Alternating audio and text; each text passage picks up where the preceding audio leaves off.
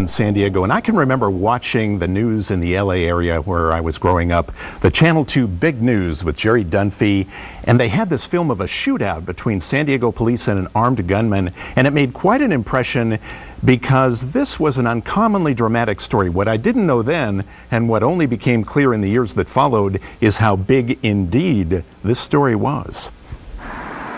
It was at the corner of 5th and F, and here's what it looks like today with the William Penn Hotel still there, but there also used to be, right on this corner, a pawn shop. It was called Hub, H-U-B, Hub Loans. It was April 8th, 1965.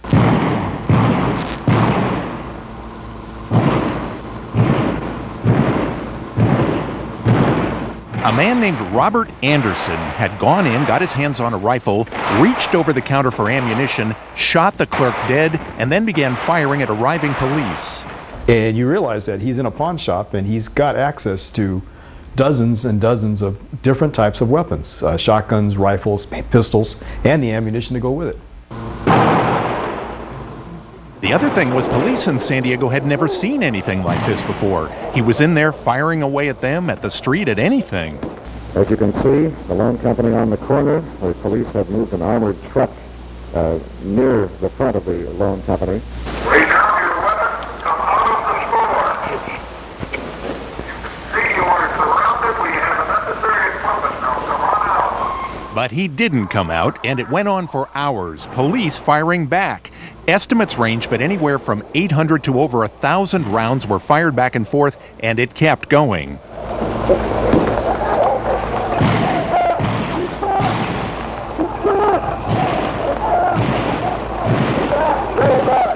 There was no sign of surrender by the gunmen inside the building, and the officers continued their fire, using all the weapons at their command. And we even had one officer with a Thompson submachine gun firing rounds into the building. Retired San Diego Police Sergeant Jim Arthur is now with the Police Historical Association. He says looking back, it was a different time, and the way police responded to this shootout wasn't very sophisticated. So when the officers in the field and officers coming out of their desk assignments were rolling downtown, they were just pulling up, unloading their weapons, getting back in their car and going back to their office.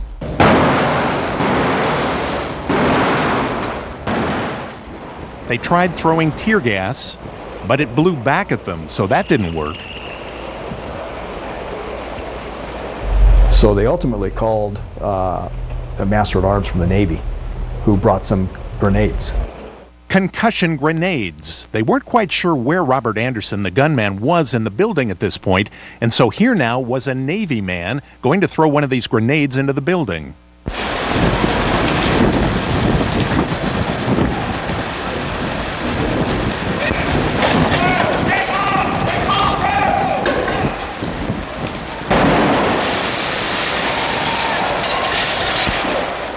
You look back at some of this film the San Diego Police Historical Association has of local news coverage of the incident, and here was that Navy master-at-arms, calm as could be, getting set to throw another grenade.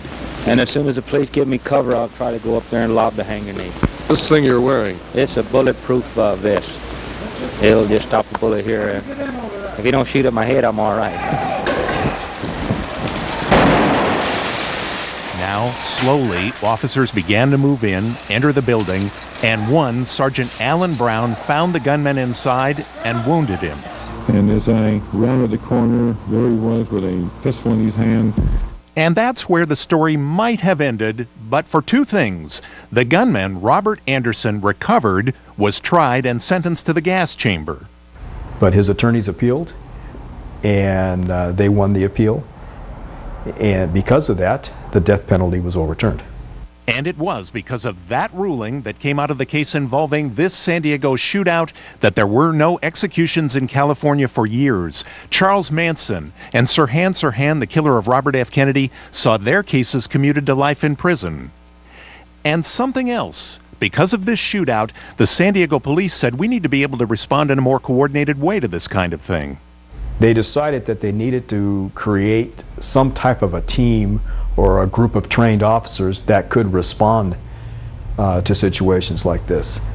And formed the Anti-Sniper Platoon which evolved into Special Weapons and Tactics, better known as SWAT. If you've ever heard of SWAT, well, this was the catalyst that helped get it started in our city. All because of that April day in 1965 when an unprecedented shootout on a downtown street corner led to some legal and law enforcement history about San Diego. So whatever became of Robert Anderson, the gunman? He was paroled in 1976 and was last known to be living in the Seattle area.